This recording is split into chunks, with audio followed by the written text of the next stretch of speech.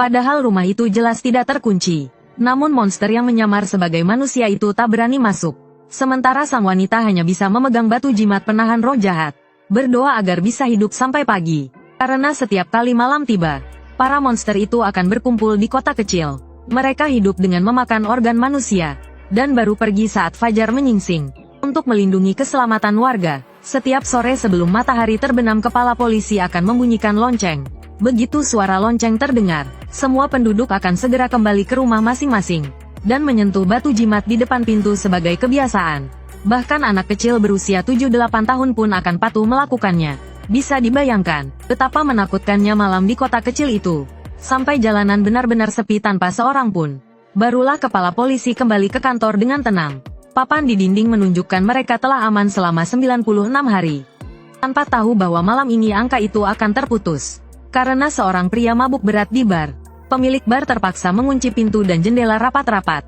Dan membiarkannya bermalam di sana. Namun pria itu masih punya istri dan anak di rumah. Melihat suaminya tak juga pulang.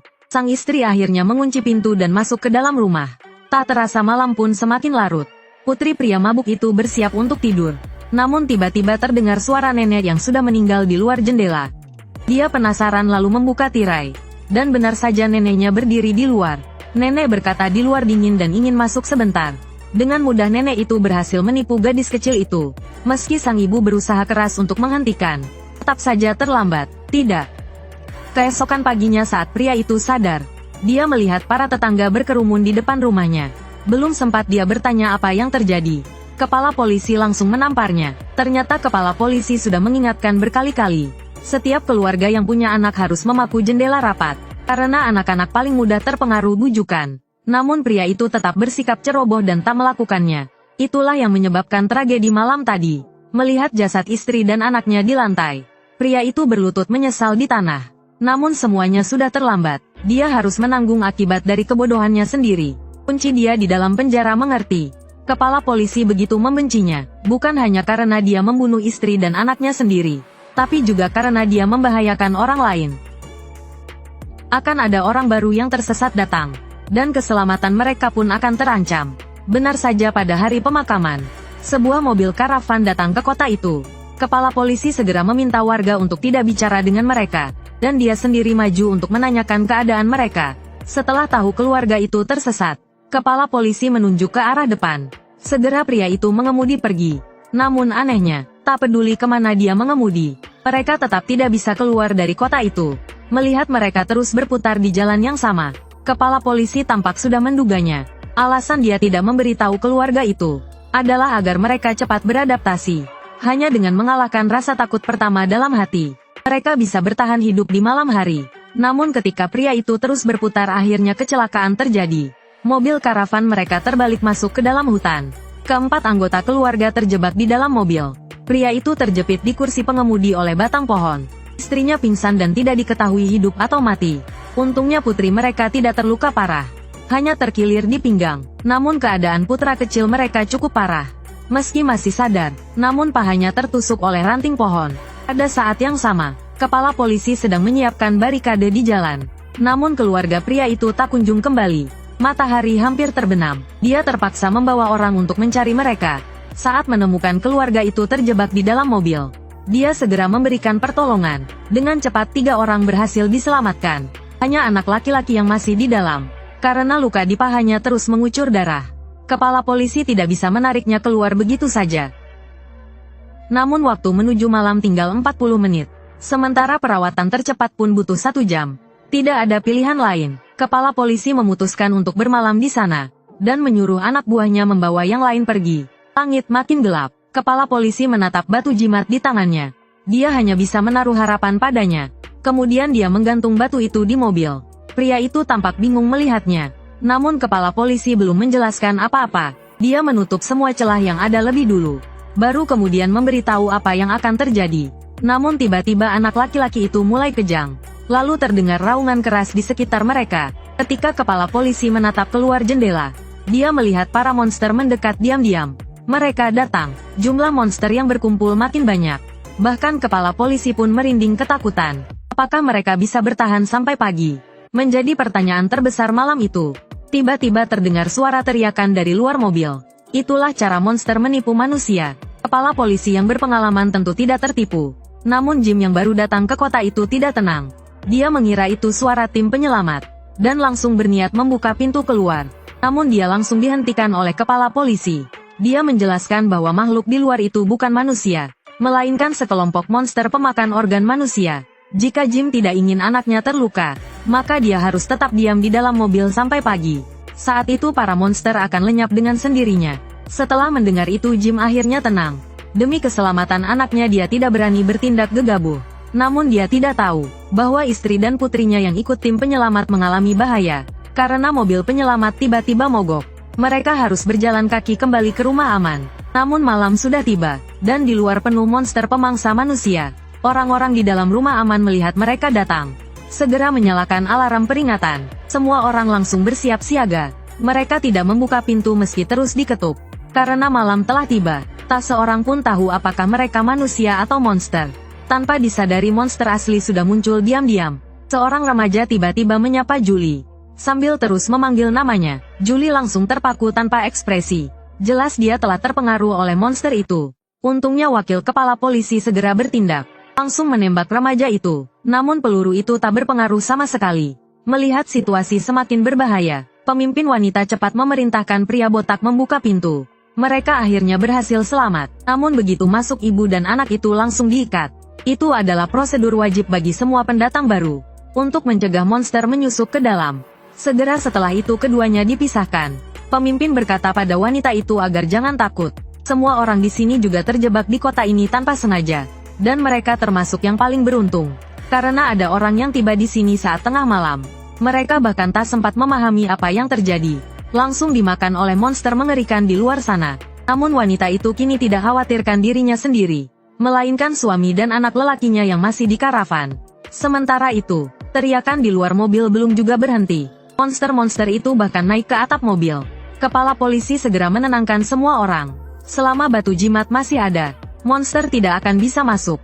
Mereka hanya perlu tetap tenang, agar monster tidak bisa memanfaatkan ketakutan mereka. Benar saja tak lama kemudian suasana menjadi hening. Namun anehnya, menjelang tengah malam Jim tiba-tiba bangun. Dan dengan rasa penasaran mengambil batu jimat itu. Dokter yang melihat segera menghentikannya. Namun sudah terlambat. Jangan. Ternyata semua itu hanya mimpi buruk. Mereka berhasil melewati malam dengan selamat. Dan tim penyelamat pun akhirnya datang. Melihat semua selamat mereka pun lega. Namun setiap pendatang baru harus memilih tempat tinggal. Satu pilihan adalah di rumah aman. Tempat semua orang tinggal bersama. Pilihan lain adalah tinggal di rumah di kota. Mereka memang punya ruang pribadi lebih besar, tapi risikonya juga jauh lebih tinggi. Jika memilih tinggal di kota, mereka wajib memeriksa batu jimat sebelum malam tiba. Dan bagi keluarga yang punya anak harus memaku jendela, karena monster sering menipu orang agar membuka pintu. Dan anak-anak paling mudah terpengaruh. Tentu kota ini juga punya aturan hukuman. Jika seseorang melanggar aturan hingga membuat orang lain mati, dia akan dikurung di rumah besi semalam. Di dalamnya tidak ada batu jimat. Masuk ke sana sama saja dengan mencari mati. Wanita itu penasaran dan bertanya apakah pernah dipakai. Pendeta menjawab bahwa tempat itu belum pernah digunakan. Namun malam ini akan menjadi yang pertama kalinya. Setelah menjelaskan tentang kota dan rumah aman, tibalah giliran keluarga Jim untuk memilih tempat tinggal. Awalnya mereka mengira akan memilih tinggal bersama di rumah kota. Namun sang putri justru memilih rumah aman sendirian. Mungkin dia merasa orang tuanya lebih menyayangi adiknya. Jadi kali ini dia ingin bertindak sesuka hatinya. Melihat hal itu terjadi begitu tiba-tiba, kedua orang tuanya merasa sulit menerimanya. Mereka sangat khawatir akan keselamatan putrinya, dan berusaha keras membujuk agar dia kembali bersama. Namun kepala polisi berkata hari sudah mulai gelap. Mereka harus segera kembali ke tempat masing-masing. Untuk menenangkan pasangan itu, kepala polisi menjelaskan bahwa putranya juga ada di rumah aman, dan akan berusaha menjaga gadis itu sebaik mungkin. Perhatian semua orang matahari hampir terbenam. Atas permintaan sang pendeta, semua orang pun berpencar kembali. Dan malam ini adalah waktu eksekusi. Karena pria mabuk itu telah menyebabkan kematian istri dan anaknya. Dia akan menghadapi hukuman mengerikan, yakni dikurung semalaman di rumah besi. Aku sudah siap. Melihat pria mabuk itu tanpa harapan, kepala polisi hanya bisa menambahkan 2 gembok lagi. Berdoa agar dia bisa bertahan malam ini. Namun ketika pintu tertutup, nasib pria itu sudah ditentukan malam ini. Padahal pria itu tidak melakukan kejahatan, namun tetap dikurung oleh para tetangga dalam kotak besi. Dan kepala polisi hanya bisa menambahkan 2 gembok lagi.